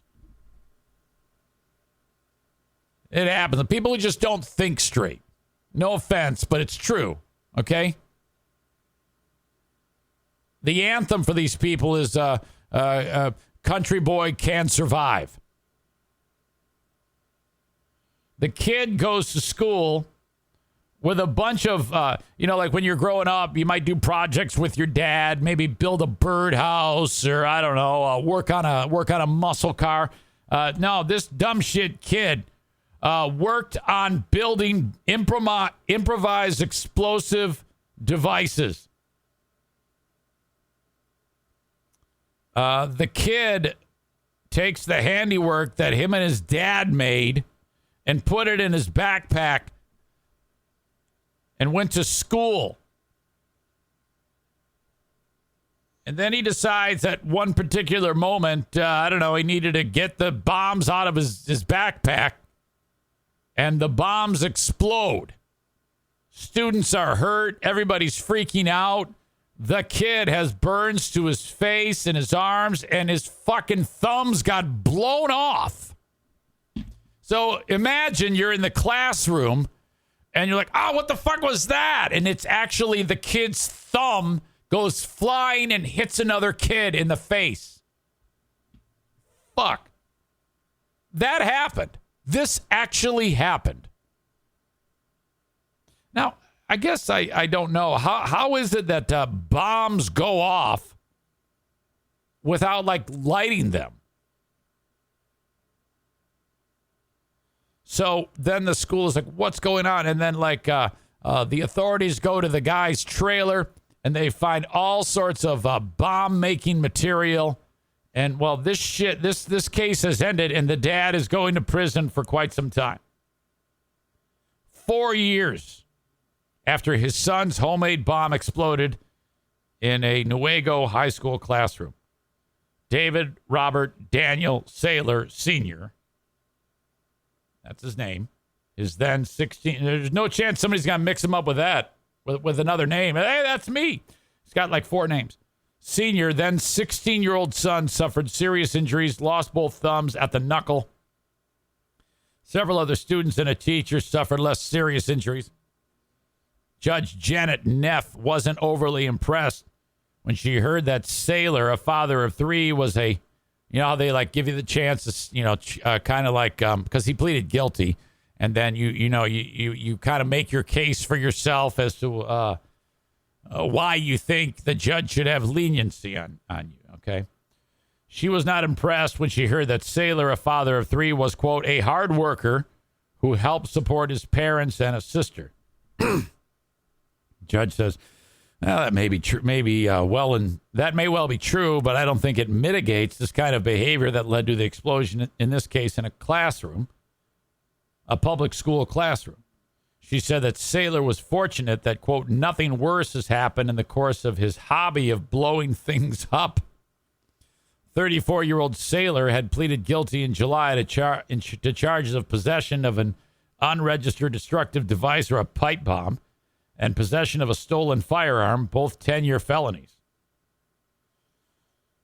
Police had raided the home after the school explosion. The plea agreement said, for approximately 2 years, defendant and his son have researched, designed, and made bombs at their home. Neff said that Saylor told investigators that he usually checked his son's backpack before he went to school. Yeah, oh man, this is the one day I didn't check my son's backpack for bombs. But he did not check it on March 8th. So apparently the dad was like, I better just be sure that he's not bringing any of these bombs to school. Well, you're a fucking redneck. Isn't that a Jeff Foxworthy thing? You're a redneck if you got to check your kid's backpack for bombs before he leaves for school. That's not even a joke.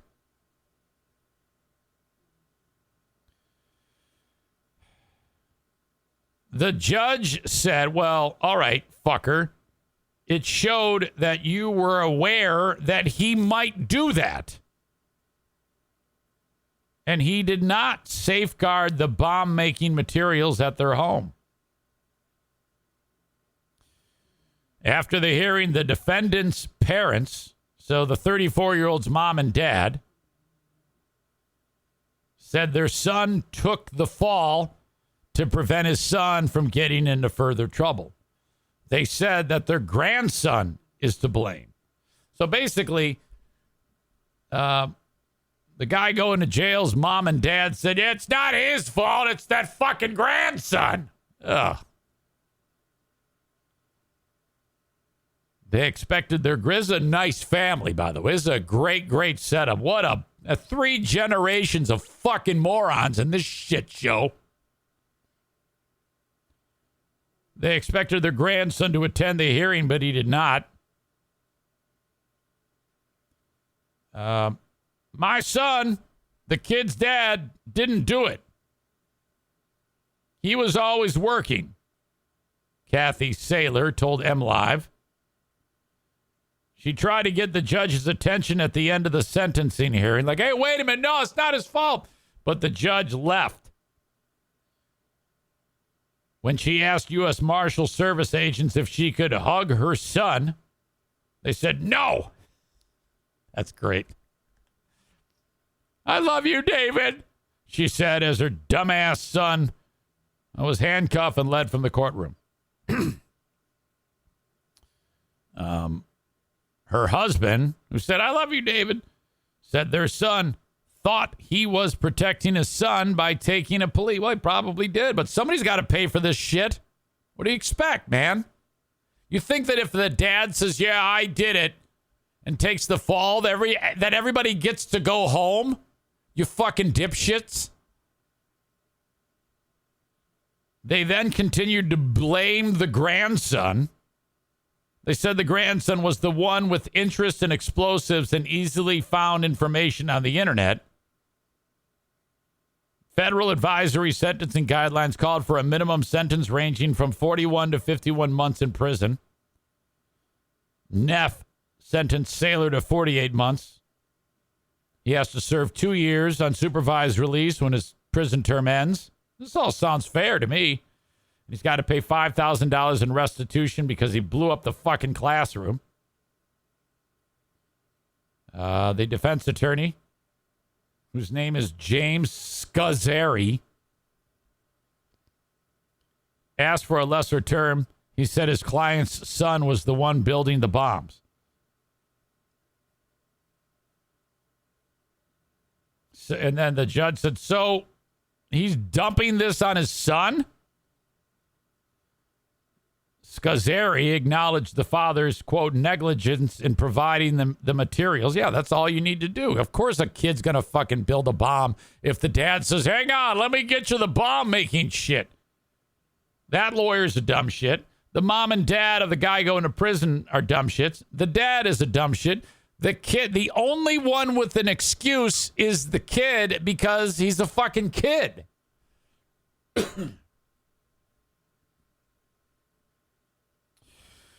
Scazzeri acknowledged the father's negligence in providing the materials and failing to realize what was going on. But he said Saylor did not want his son to bring explosives to school or harm anyone. Well, of course not, but you still provided them. Assistant U.S. Attorney Kristen Pinkston said in a sentencing memorandum that Saylor and his son started their, quote, hobby by manipulating fireworks, but that it escalated to completed detailed drawings and journals related to the making of the devices and making the devices at their home. Assistant DA said that Saylor would not have possessed any pipe bombs on or about March 8th, and he had not first made them with his minor son. So it's all there. Open and shut. Poor kid loses his thumbs. He's never going to... Is there a sex move you can do with your thumb? Because he can't do that anymore. What's that one called? The rocker? Or something like that? Yeah, that's it. It's two. They describe it as 2 in the stink. No. 2 in the pink. 2 in the pink, 1 in the stink. Which is one of the greatest things ever. Is there a time when a lady goes, give me the shocker? Oh yeah. Put 2 in the pink, 1 in the stink. You got to be a real fucking animal if you're like, oh my God, I can't wait to get 1 in the stink. I think it's just funny. You know, I mean, the whole dynamic of Well, I guess if you want to do the shocker right, the thumb has to go over the middle finger. Like this, you know? And then the pinky and the ring finger go in the pink, while the thumb holds the middle finger back and the index finger goes in the stink, as they say. Which, depending on, okay, if she's on her back, that might put you in an awkward spot to ram. You almost want her like on her knees to appropriately do the shocker, right? And can you imagine if that move is being performed, okay? And then she goes, what are you doing? What's that? And the guy has to explain, well, that's the shocker. What the fuck? Yeah, it's 2 in the pink and 1 in the stink. Get that 1 out of the stink. The stink?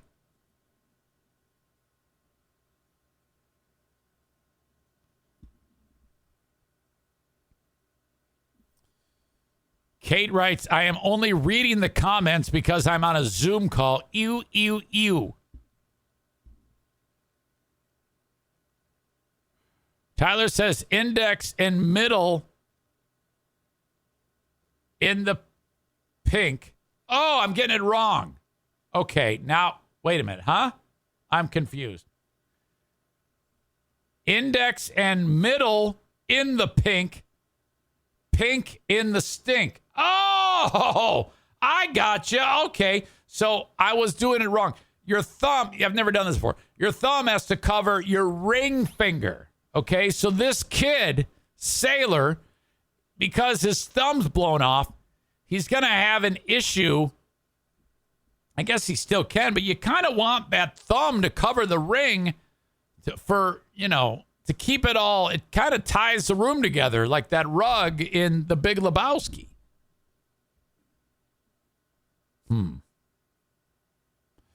We're getting a lot of various sexual advice from some of these ladies now. Some of the women on the Eric Zane Show podcast are not shy about describing their aggressive sexual tendencies. Amanda says you're still not hitting the clitoris, which is not good. You know, you're right about that. And I don't think that... most women need that type of stimulation to have the big moment. That is a well-known thing. If you ignore that entity, that structure on a woman's parts, she's not going to be joyful. Okay, you want her happy. So you might want to, if you're doing 2 in the stink, 1 in the pink, the other hand, you got to go 2 hands on this deal. Okay?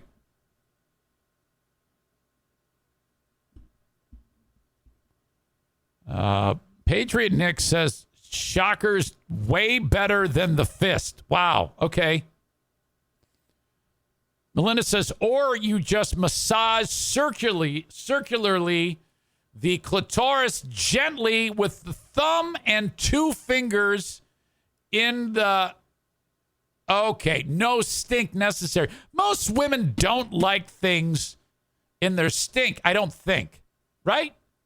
I'm a little confused about all of this. I mean, I don't know that to be true. Patriot Nick says the shocker is not about pleasure, Amanda. It's all about surprise and shock value.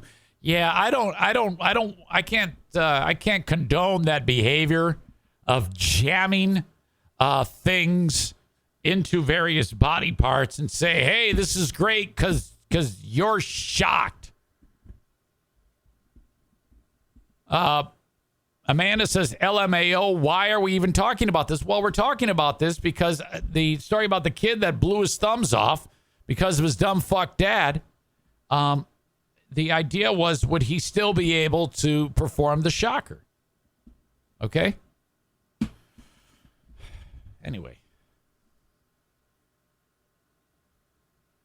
Derek sent me kind of like a little meme or a symbol of the shocker.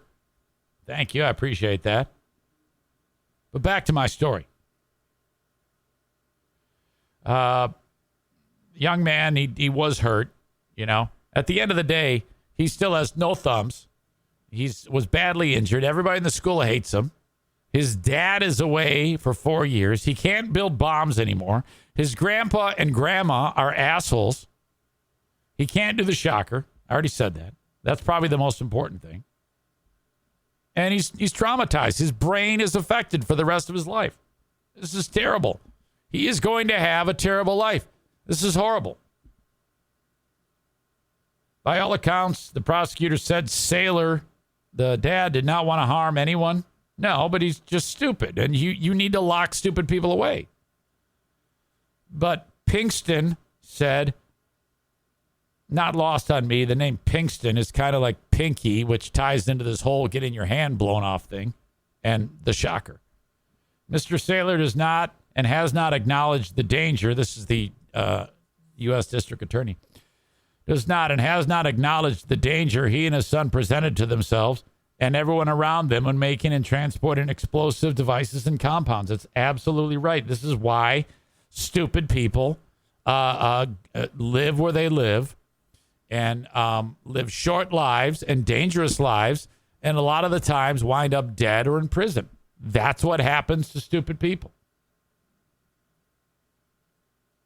So you lock them away. And then, you know, the best case scenario, they learn something in prison, you know? Jason says he's a chemistry nerd. Come on. He wasn't ever do the shocker, even if he kept his thumbs. Yeah, I don't know. Your hodgepodge way of writing your... I should have pre-read that. It doesn't even make any sense. Josh writes, a poor kid will never be able to do the who's got two thumbs and ... joke. Tyler says, next Dear Meathead, somebody needs to ask him how to do the shocker. No, I don't know. Adam says he'll never do gun fingers again. This kid, you guys think you're funny, don't you? All right. So that's the book closing on that dumb shit.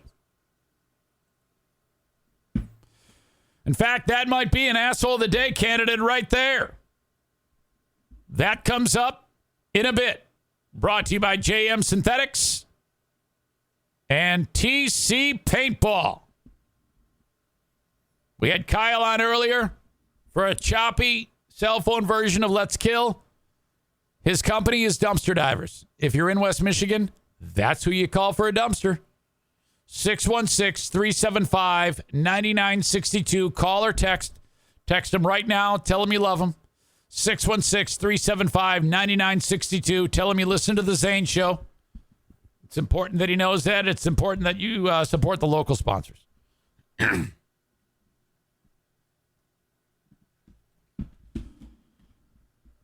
The managed IT service provider for the podcast is Blue Frost IT. Real quick, this is all of the different avenues that they can help you. First of all, if you have tech at your house, maybe a gaming computer, maybe for Christmas, your well-behaved child who does not take explosives to school and does not utilize the shocker method yet, is into gaming and wants a awesome gaming computer. Call 616-200-8550 and say, Eric Zane said you can build me a gaming computer. That's a great gift for your well-behaved, non-explosive device-making child. 616-200-8550. If your tech at home is slow, it's a slow laptop, you might need a new hard drive. You got the old spinning disk in there. You need a solid-state hard drive. They do that. At work, Maybe you bring your work home. With the pandemic, a lot of people do that. Your tech might need to be upgraded. Maybe you have a small or medium-sized business that needs a managed IT service provider, like I have for my little small business. That means you've got boots on the ground if anything goes haywire. You pay them a few bucks a month, that's your IT department. Depending on your how much equipment you have, that's what the price will be based on. I don't have a lot, so I don't pay a lot. But it's well worth it, because otherwise, time is money, man. If your shit goes south, what are you going to do? Take it all to Best Buy? I mean, come on. He can remote in minutes and have you up and running before you know it. And if that doesn't work, he's at your place fixing it. It's awesome. Maybe you're upgrading your tech. You sit down for a complimentary consultation. Oh, my God, he's going to say, what do you do in your business? Oh, we do this, this, and this. We have need for a graphics card. We need a sound card. We need a video card, blah, blah, blah, blah, blah, blah. He takes care of all this, hunts down all the best equipment that you need, prices it. This is how much it's going to cost for all this equipment, this entire upgrade of your tech. You give him the credit card. He buys it. He installs it. That's it. Maybe you need a reworking of the office, retrofit for your new tech, or you're moving the office, or you're a startup. All of these things, if it's tech-related, Blue Frost IT helps. 616-200-8550. Excuse me. Okay. The NFK gets a nomination for, well, I don't even know if I can. I'm pretty sure he does bully those dogs, so he's got to get a nomination. I didn't see it with my own eyes, but I think he's like shoves the dogs from time to time, which is going to stop. Talked about Brian and Andrew at the gym, trying to make them new listeners and retelling the old story of Jimmy and his gigantic balls. Talked about what I think is Stalkerito putting truck nuts on my car and this stupid sticker that says, magnet that says, danger, driver has huge testicles, you jackass. And me driving to the YMCA with a bunch of idiots laughing at me. We talked to Kyle. Talked about the local bomb builder. We talked to the Queen of the Forest. All right. And as we do each and every day at about this same time, we award the Asshole of the Day. Thank you to TC Paintball, tcpaintballgr.com. We've got a paintball event coming up Sunday. Please reach out to me. I need some more bodies. I want to hit at least 20. I think we're at about 15 right now because I just heard from the tarantula farmer. He might be bringing a couple of more. Bring them. Email Eric at ericzaneshow.com. And then JM Synthetics. My God, go to jmsynthetics.com. Pick out what AMSOIL products you want. And then reach out to Jason Mays and buy them. The local bomb builder. That's Dad. It's got to be Dad. Kid gets an honorable mention, but again, he's a kid, so I kind of feel bad for the kid. You know, Grandma and Grandpa betraying him like that. That's awful. This dad's a fucking moron. He should get 50 years. By the way, so that's your asshole of the day. Did you know that with that mass killing that took place with the guy in Norway who had bow and arrow? He was shooting people with bow and arrow. So there's that. And in the story, they were detailing how in 2011, some far-right lunatic went ahead and blew up a bomb, which killed 8. And then he made his way to some island where he then shot up the place and killed like another 70 people, most of them teens, at like a camp. You probably remember this. It was a terrible mass killing in Norway. I was reading that the law in Norway is a little bit weird when it comes to punishment. That guy who killed between 70 and 80 people, according to what I read on the AP story, unless it's a typo, got 21 years in prison for that. What? The lady whose name was Big Beaver that we talked about at the end of yesterday's show for showing her vagina to a bunch of kids in Montana is facing a 100-year sentence. Now in Norway, as I read it, after the 21 years, the judge can then evaluate if more time is needed, I guess, which is just the weirdest damn thing. So are you telling me that after 21 years of incredibly large mass killing where a bunch of kids were killed, you could, there's potential you only face 21 years in prison for that? Holy fuck. Fuck, that's less than what Throat/Dale did in prison. Very strange to me. Jason says, I fully expected asshole of the day to be Dean for that testicular stunt. I don't know that was Dean. You can't say that.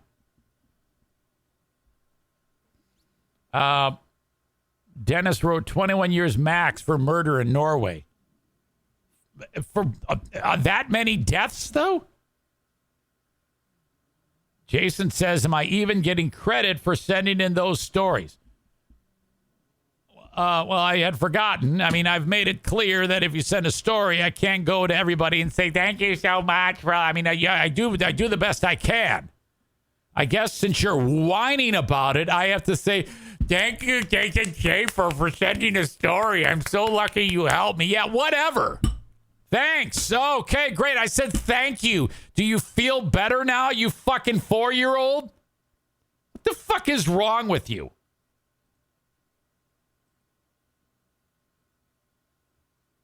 You're an adult. I have to go, good job, and pat you on the head?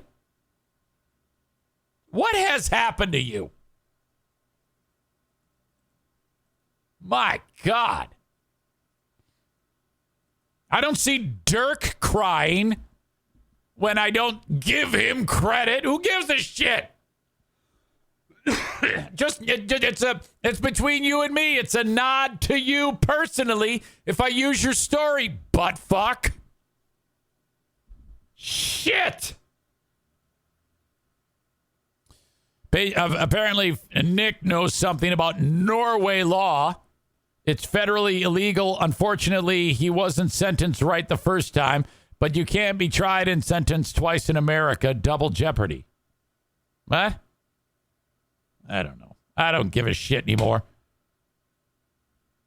Dean says give him credit and give him 300 seconds. I can't give him 300 seconds on Facebook. I can just ban him for life.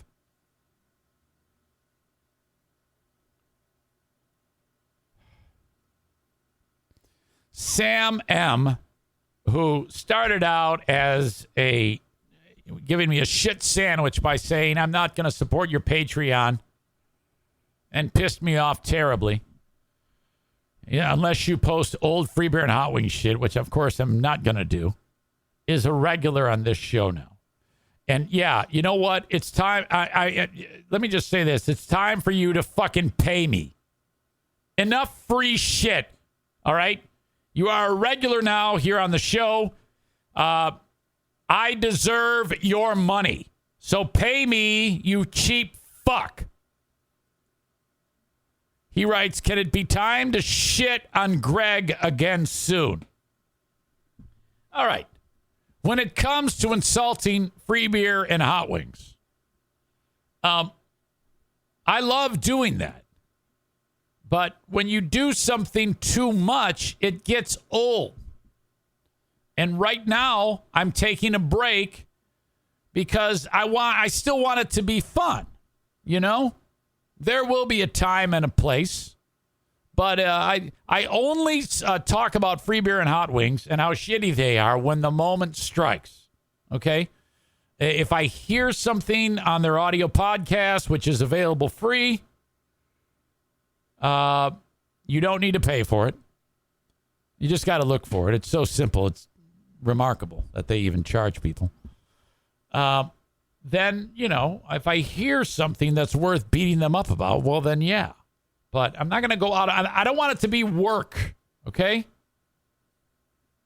I will say that I am now banned from their subreddit, okay? There's a guy on there who goes by Corporal_turnips. And he has been given like the moderator power, and he's flashing the badge. And so he banned me from it. So I am no longer allowed to say anything snarky on there, which is a bummer. So, and then after he did it, I said, come on, man, I'm just trolling. He goes, no.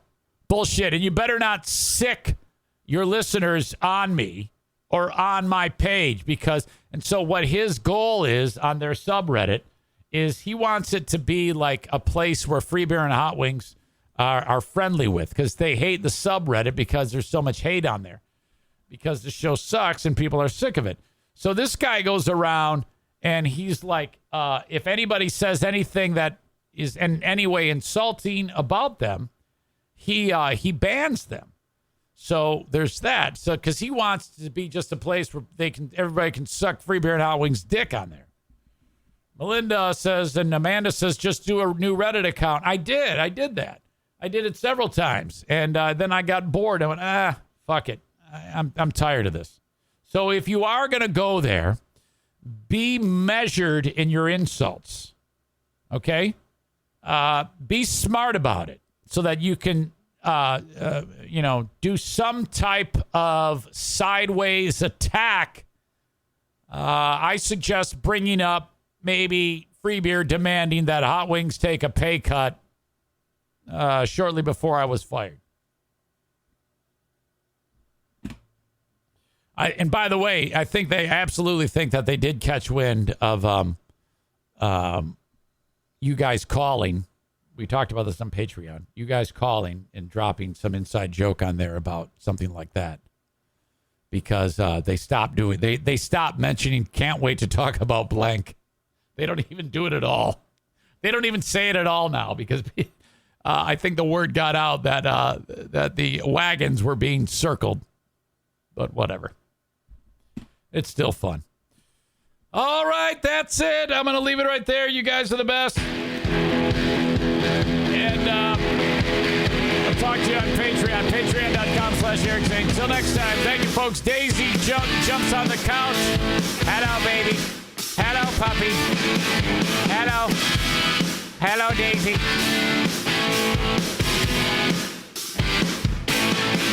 Okay. Bye-bye.